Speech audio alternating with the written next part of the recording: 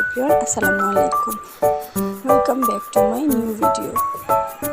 কীভাবে বিয়েবাড়ির মতো পারফেক্ট জর্দা তৈরি করতে হয় আজকে সেই রেসিপিটি আপনাদের সাথে শেয়ার করব। অনেকের দেখা যায় জর্দা রান্না করলে জর্দাটা পারফেক্ট ঝুরঝুরে হয় না, কিন্তু আজকে আমার রেসিপিটি ফলো করলে আপনারা পারফেক্টভাবে জর্দা তৈরি করতে পারবেন।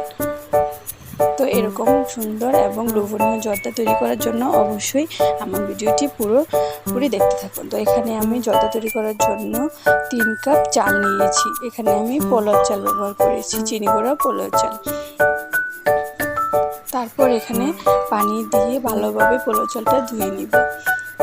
একদম ভালোভাবে ধুয়ে নিব যাতে সাদা পানিটা বের হয়ে আসে। এই যে এরকমভাবে ভালো করে ধুয়ে নেব। তারপর এখানে একটা পাত্রে আমি চালটাকে আগে সিদ্ধ করে নেব। একটা বলক আসলে তারপর এখানে আমি অ্যাড করব 1 চামচ জর্দার রং। এখানে আপনারা ফুড কালারও ইউজ করতে পারেন। আমার হাতের কাছে ফুড কালার ছিল না, তো আমি জর্দার রংটা ইউজ করেছি। এভাবে ঢাকনা দিয়ে ঢেকে বলক আনা পর্যন্ত অপেক্ষা করব। তারপর এভাবে নেড়ে চেড়ে দেখবো যে আমার চালটা কতটুকু সিদ্ধ হয়েছে। এখানে আমার চালটা এরকম সিদ্ধ হয়েছে, পুরোপুরি সেদ্ধ করা যাবে না। এখানে এরকম ভাতটা চাপ দিয়ে যাতে একটু হাঁস থাকে এরকমভাবে সেদ্ধ করে তারপর পানি ঝরিয়ে রেখে দেব। এখানে আমি চিনি শিরা তৈরি করার জন্য 3 কাপ পরিমাণ চিনি নিয়েছি। এখানে আমি চালের সম পরিমাণ চিনি ব্যবহার করছি, কারণ আমার কাছে চিনিটা এরভাবেই পারফেক্ট মনে হয়। এখানে আমি 3 কাপ চিনিতে 3 কাপ পরিমাণ পানি অ্যাড করতেছি। তারপর এখানে আমি এলাচ, দারুচিনি, 2টা তেজপাতা দিয়ে এভাবে চিনি শিরা তৈরি করে নেব। এখানে আমি ইউজ করতেছি 2 কাপ পরিমাণ ঘি। ঘি দিলে জর্দার ফ্লেভারটা খুব ভালো আসে। তো এই তো তারপর এই শিরাগুলোতে আমি ছেঁকে রাখা চাল দিয়ে দিলাম। এভাবে নেড়ে চেড়ে রান্না করে নেব কিছুক্ষণ।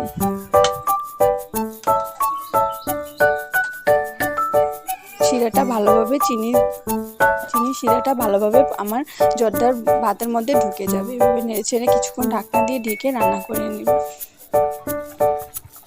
তারপর আমি এভাবে নেড়ে ছেড়ে কিছুক্ষণ পরপর নেড়ে ছেড়ে ভাপে রেখে দেব।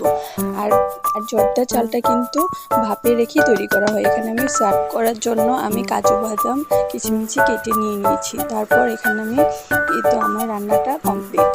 এভাবে আমি সার্ভ করে নিচ্ছি।